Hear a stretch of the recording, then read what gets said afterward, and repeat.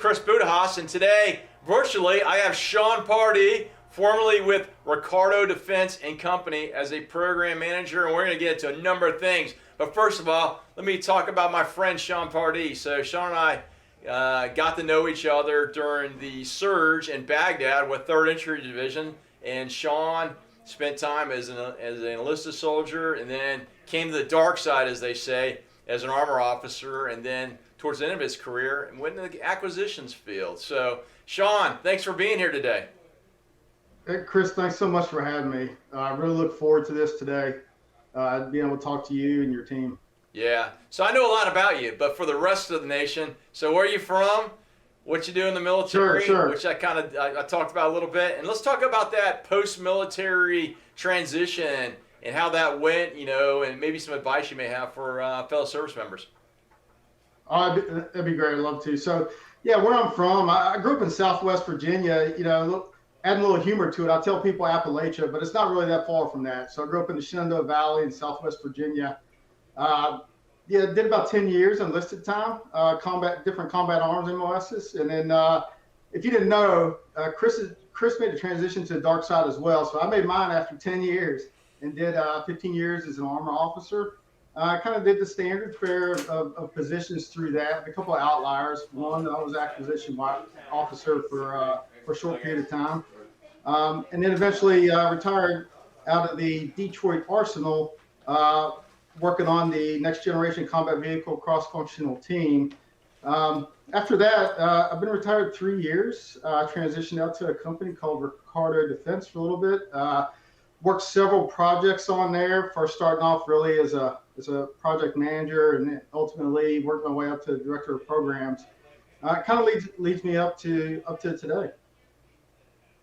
That's great. So let's talk about that. As you were getting ready to look at retirement, what did you visualize, and did that visualization become what you actually did, or was there some forks and branches on the road? Yeah, so because I was prior service, I was getting out retiring before my peers, and they would often ask me for just general advice. We talk about it. Through that process, what I learned was, number one, I was extremely apprehensive. Adding some comedy to the situation. Yeah, I would tell them it's like the Shawshank Redemption, where the elderly man gets out and he wants to go back to prison because it's all he knows, right? So Right. Being in the Army 25 years, you get used to some things. So I was extremely apprehensive, probably very hard on myself.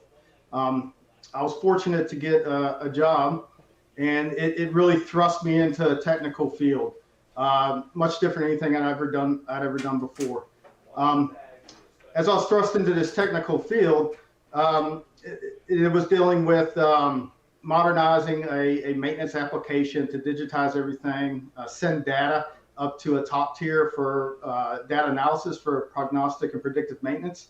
So as you can see, it's a little more complex than the things I was doing as an armor officer. So what I learned through that was I needed to take a step back and recall some of the frameworks that we used in the Army. For example, a great one was just facts, assumptions, constraints, limitations, or a task organization, and really digging into that. What are your people? What do they do? And then once you can see that placemat, you can start to lay that out for really what's in front of you, the problem in front of you, or you can think of it as a mission in front of you.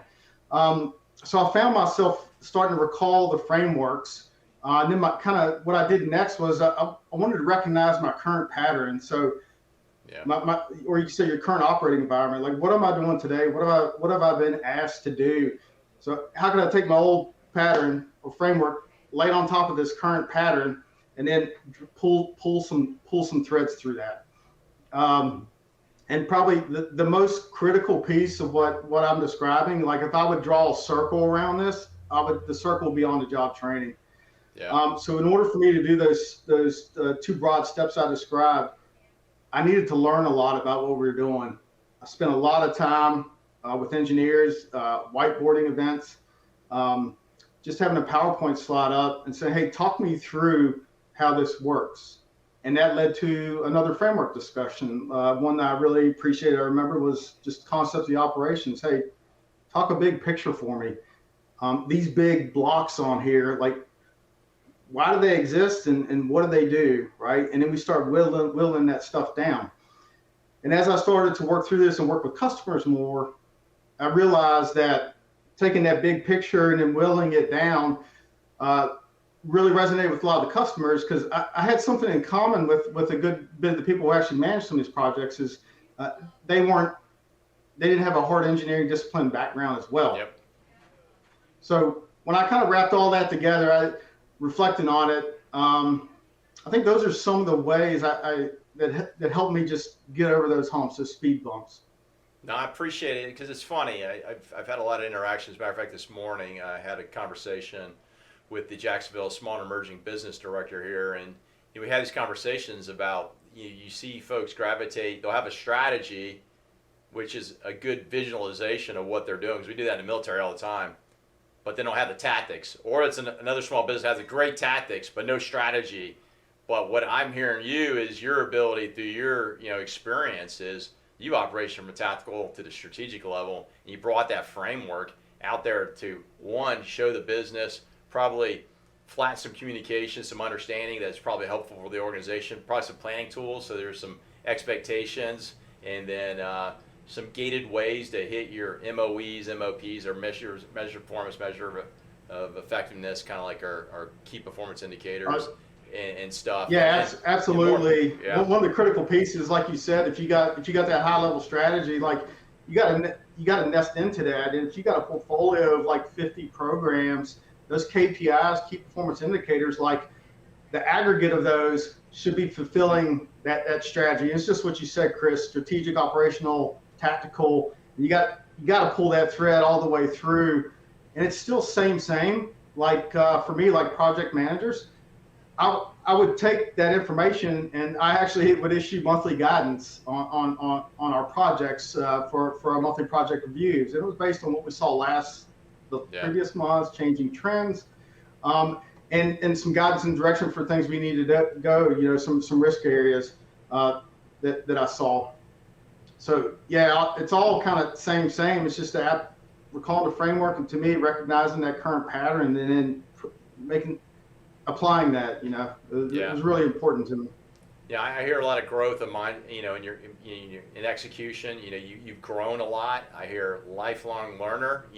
Though you're retired, you don't know everything, so now you have to learn. And I've had that discussion with a number of folks that I'm mentoring. Is okay, you're moving to the business world, so now you need to be able to speak in their terms, not them speaking in your terms. And obviously you've kind of gone through that and understanding.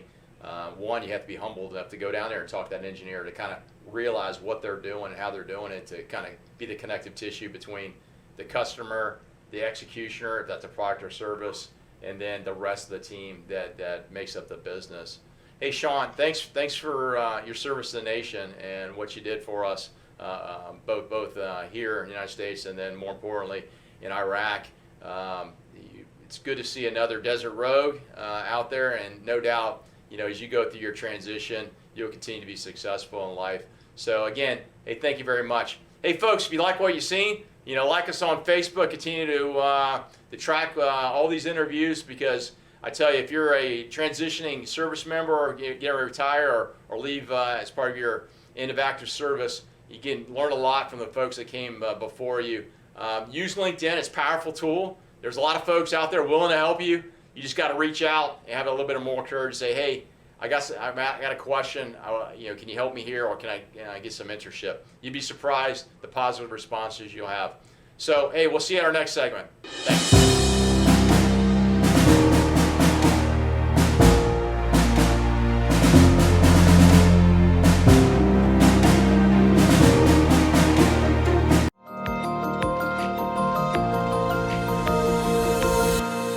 Operation Barnabas is a veterans ministry, started in 2017 with the purpose of helping our veterans that kind of got left behind. These people went over and went to war for us, and a lot of their friends didn't come back, and that's a lot of the stuff that we as veterans deal with is there's a lot of people that didn't make it back, and then it's like, why are we here? So and then they isolate. And they've struggled with addictions, PTSD, suicidal thoughts, those kind of things, helping them get whole again through one-to-one mentorship. So being able to communicate with them and help them can drastically change their life, can drastically change a family's life. The little that we can do is put our hand out and say, hey, do you want a hand up? Like, we're not giving a hand out. Do you want a hand up?